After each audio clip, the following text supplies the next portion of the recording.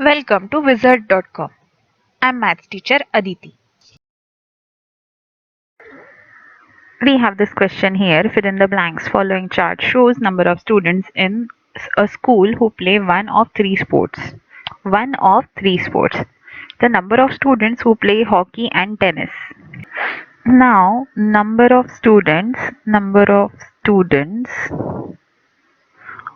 who play hockey and tennis is going to be equal to number of students present in intersection of both hockey and tennis sports.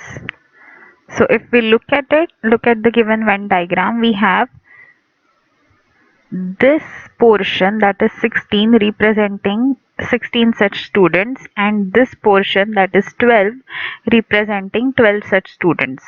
So that is equal to 28. So answer is 28 students play hockey and tennis. This is the answer.